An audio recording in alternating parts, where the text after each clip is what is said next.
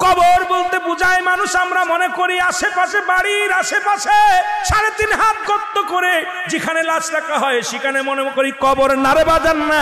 কবর বলতে বোঝায় মানুষের মৃত্যুর পর থেকে শুরু করে কিয়ামত পর্যন্ত জগৎটাকে বলা হয় কবরের জগৎ। সুতরাং বাবারা আমার, আমরা যারা আগুনে পুড়ে মারা যায়, যারা পানিতে ডুবে মারা যায়, যারা হাঙ্গর কুমিরে খেয়ে ফেলে, তাদের কবর কোথায়? ইয়া দ্বারা মুসলমান শুনে নেন, আমার আল্লাহ তোমাকে বানাইতে সময় লাগবে না, হুকুম দিলে হয়ে যাবা। সুতরাং মৃত্যুর পর থেকে শুরু করে কিয়ামত পর্যন্ত জগৎটাকে বলা হয় কবর। এই কবরে যেদিন শোয়া দিবে, 1 নম্বরে আসবে একজন ফেরেশতা, তার নাম হলো নোমান ফেরেশতা। মুসলমান শুনে নেন, আমরা জানি কবরে শোয়ানো পর মুনকার নেকির আসবে। এই ভাইরা আমার, মুনকার নেকির আসার আগে নোমান ফেরেশতা আসবে, কবরে ঢুকে যাবে। সব মুসলমান ডাকতে বলবে, ভাই ওঠো, তোমার ভিতরে রূহটা দেয়া হলো।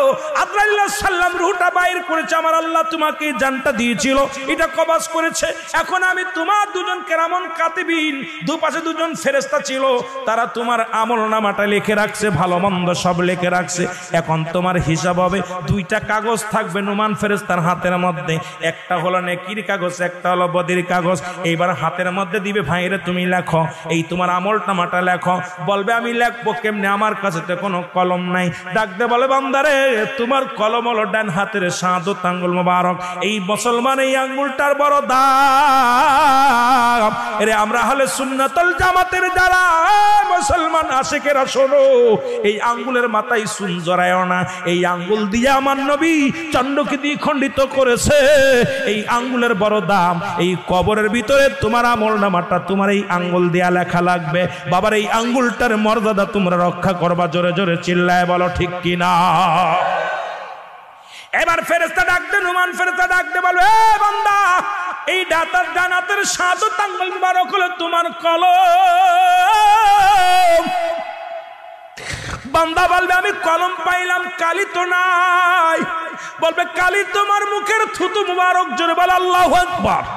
এই মুখের থুতু মুবারক তোমার কালি।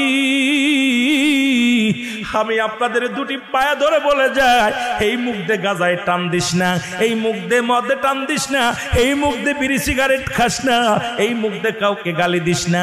এই মুখটারে পবিত্র রাখ। মায়ের গর্ভে যখন ছিলাম, মায়ের নাভির সঙ্গে তোমার নাভিটা জুড়াইয়া দিছে, কারণ এই মুখ দিয়ে আমার নবীর দুরূদ পড়বা, এই মুখ দিয়ে কোরআন পড়বা, এই মুখ দিয়ে আল্লাহর জিকির করবা। এই মুখটা দিয়া কেমনে তুমি গাজার মধ্যে টান দাও, এই মুখটা দিয়ে কেমনে বিড়ির মধ্যে টান দাও, এই মুখটা দিয়া কেমনে তুমি হারাম খাও, এই মুখটা দিয়া কেমনে তুমি হারাম জিনিস ভক্ষণ করো।